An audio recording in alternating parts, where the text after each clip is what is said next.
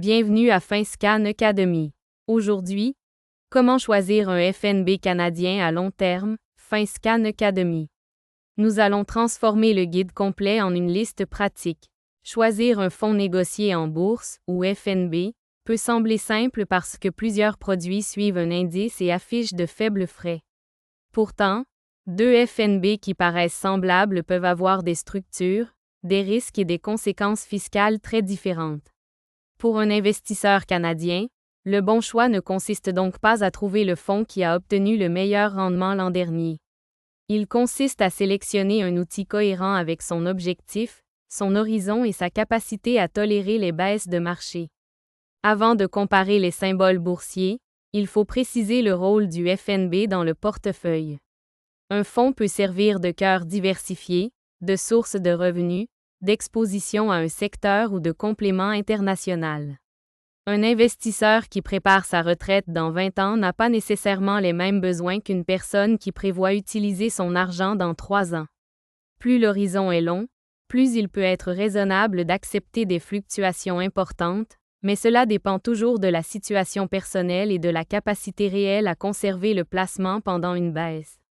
Un FNB équilibré tout en un peut simplifier la gestion en combinant actions et le nombre de titres dans un fonds ne suffit pas à mesurer la diversification. Un FNB peut détenir des centaines d'entreprises tout en restant très concentré dans un seul pays, un seul secteur ou quelques grandes sociétés. Les investisseurs canadiens doivent notamment vérifier le poids des banques, de l'énergie et des matières premières, car le marché canadien est plus concentré que le marché mondial. Il faut consulter la répartition géographique, sectorielle et par taille d'entreprise.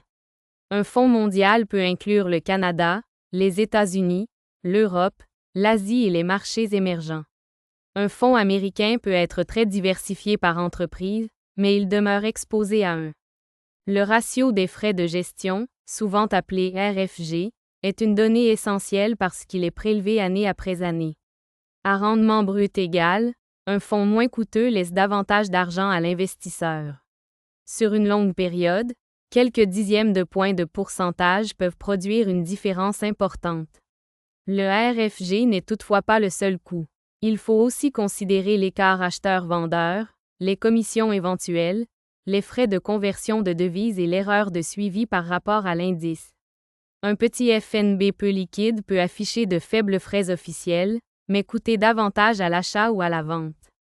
Pour un placement régulier, la liquidité est. Deux fonds portant des noms similaires peuvent suivre des indices différents.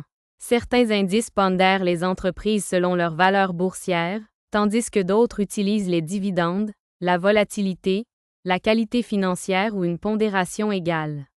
Ces choix influencent directement le comportement du fonds. Un indice de marché total vise généralement une représentation large. Un indice thématique ou factoriel peut concentrer le portefeuille dans un style précis. Cela peut améliorer les résultats pendant certaines périodes, mais aussi entraîner de longues phases de sous-performance. Il est préférable de comprendre la méthodologie de l'indice plutôt que de se. Avant d'agir, comparer les frais, la diversification, les risques, la fiscalité et la cohérence avec le reste du portefeuille. Lisez le guide complet sur https://finscan.pro.ca/article/choisir-un-FNB-canadien. Abonnez-vous pour le prochain guide FinScan Academy. Contenu éducatif seulement. Ceci ne constitue pas un conseil financier personnalisé. Investir comporte des risques.